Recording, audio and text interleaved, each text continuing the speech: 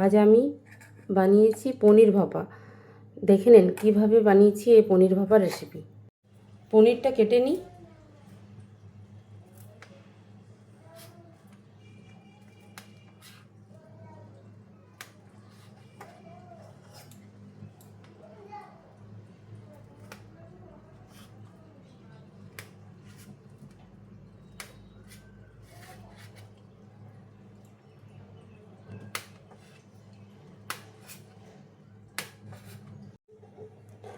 এটাতে দিয়ে দিচ্ছি আমি পোস্ত, কাজু বাদাম,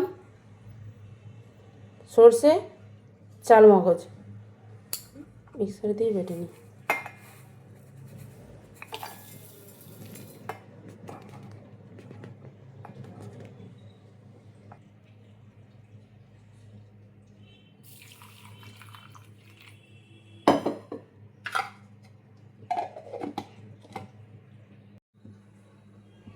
কড়াই গরম হয়ে গিয়েছে, এতে আমি সর্ষের তেল দিয়ে দিচ্ছি।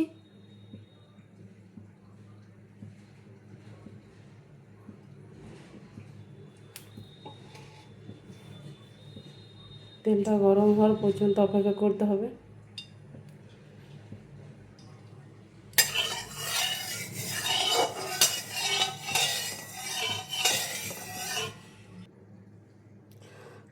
তেল গরম হয়ে গেছে, এতে হালকা লবণ দিয়ে দিচ্ছি। লবণ দিলে পনিরগুলো কড়াইয়ে লাগবে না।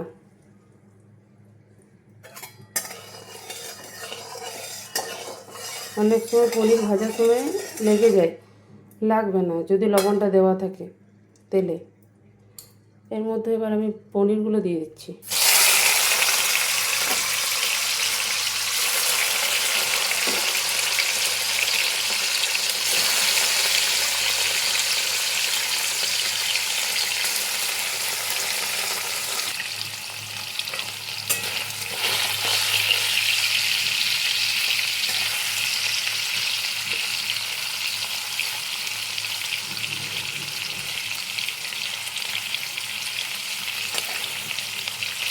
পনিরগুলো হালকা ব্রাউন কালার আসা পর্যন্ত আমি ভাজবো।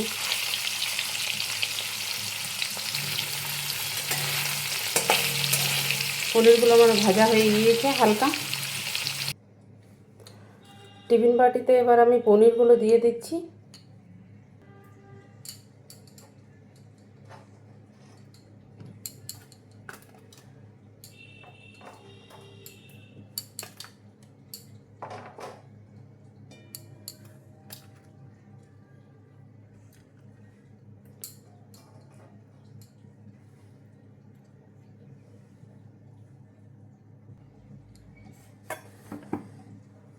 যে মশলাটা বানালাম সেটা দিয়ে দিচ্ছি।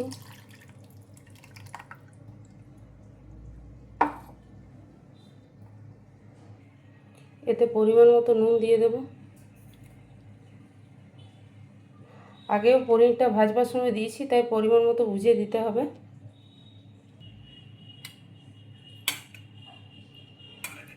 এতে চেরা কাঁচা লঙ্কা দেওয়া যায়, কিন্তু আমার বাচ্চা আছে তাই আমি দেবো না। আপনারা পরিমাণ মতো ঝাল যা যেমন খান সে সেরকম ঝাল দিয়ে দেবেন।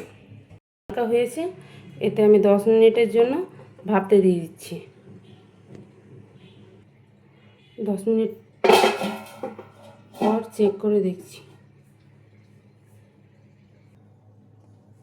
পনিরটা আমি 10 মিনিট ভাপিয়ে নিলাম।